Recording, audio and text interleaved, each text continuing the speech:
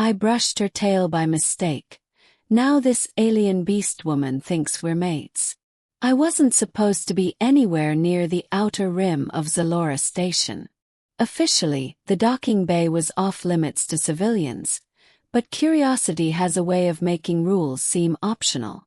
I wandered among the cargo containers, my eyes scanning the crates for anything interesting, when I heard a low growl from somewhere behind a stack of metal boxes. At first, I thought it was a stray maintenance droid malfunctioning, but then I saw her.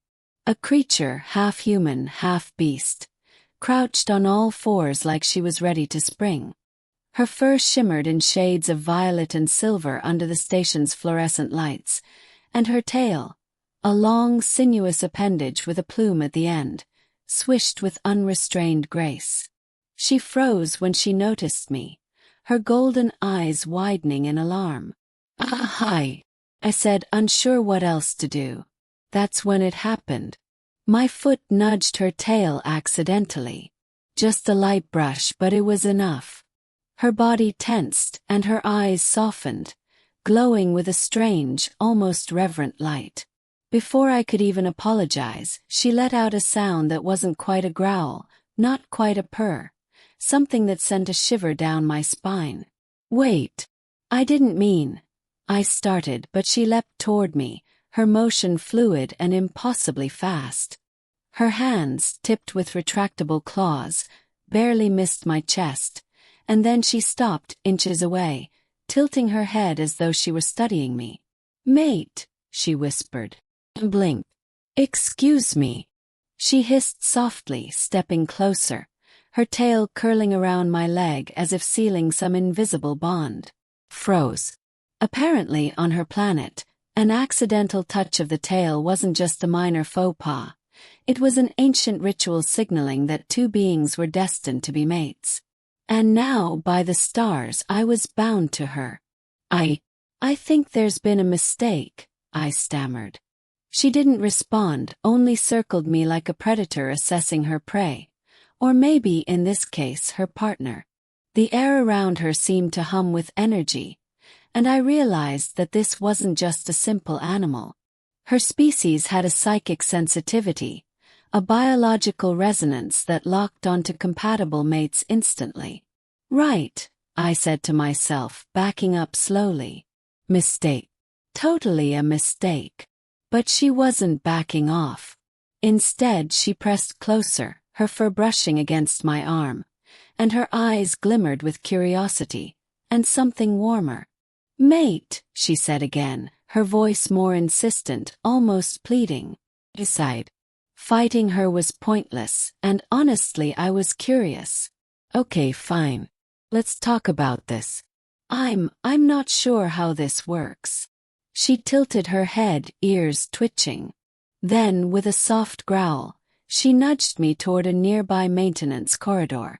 It seemed that in her mind, discussion meant proximity. We walked together. While I walked, she practically floated beside me, until we reached a small observation deck overlooking the station's docking fields. Why me? I asked finally, watching cargo ships land in the distance. Why now? I didn't mean to touch your tail. Her tail swished, brushing against my arm again, and a shiver ran through me.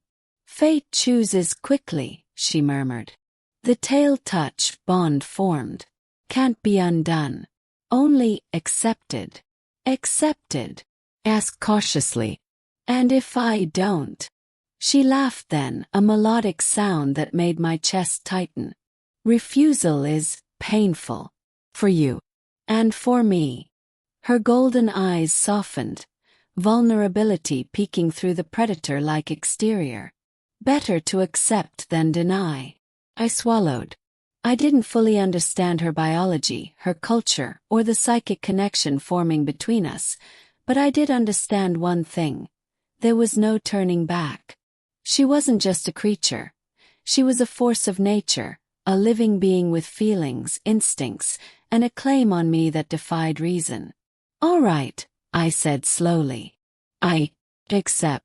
But you owe me explanations.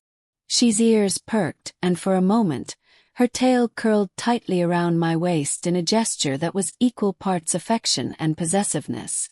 "I will teach you," she said softly. "Everything. About me. About us." And just like that, our story began. I learned how her species communicated through subtle gestures and tail movements, how their psychic bond grew stronger with proximity, and how dangerous it could be if broken. Yet, despite the danger, I felt an unexpected comfort in her presence. She was fierce, loyal, and intoxicatingly alive. By the time the station's alarms blared, signaling an incoming freighter, I realized I didn't care about the chaos around us. Had a mate. A wild, beautiful alien mate who had claimed me with a single accidental touch. And for the first time in my life, I didn't feel the need to run. Her tail brushed against my hand again, deliberate this time, and I held it. "You really are mine now," she whispered. "And I'm yours," I admitted, knowing that the universe had just rewritten the rules for me. Fate had struck, accidentally yet irrevocably, and there was no going back. We stood there, two unlikely beings bound by an unintentional touch, staring out at the stars and knowing that our adventure, wild, dangerous, and impossibly thrilling, had only just begun. By the time the station's alarms blared, signaling an incoming freighter, I realized I didn't care about the chaos around us. My heart wasn't racing from fear. It was racing because of her. The alien Beastwoman crouched beside me, her tail brushing deliberately against my hand, her golden eyes glowing with a mix of curiosity and possessive affection. "You really are mine now," she whispered, the words vibrating with a power I couldn't ignore. "And I'm yours," I admitted, finally accepting the bond that had been forced upon us by a single accidental touch. Her fur shimmered in the harsh light of the docking bay as she moved closer, resting her head against my shoulder. The psychic resonance between us pulsed like a living heartbeat. Every instinct, every emotion, every thought seemed to intertwine. I didn't fully understand how it worked, but I understood that I couldn't resist it, and I didn't want to. "Everything will change now," she murmured softly, her tail curling protectively around my waist. "Our lives, our worlds. Even the stars above." I nodded, a strange sense of calm settling over me. Yes, everything would change. Danger awaited us, challenges we couldn't foresee. But there was also something rare, something extraordinary. A connection deeper than anything I'd ever known, forged by fate and sealed by instinct. As the freighter landed and crew members rushed past, oblivious to the bond forming before them, I held her hand. Human to alien, flesh to fur, reason to instinct. Whatever the future held, I knew one thing. I wasn't alone anymore. Fate had struck, wild and unyielding, and I was ready. With her beside me, my accidental mate, the universe didn't feel so intimidating anymore. Felt ours.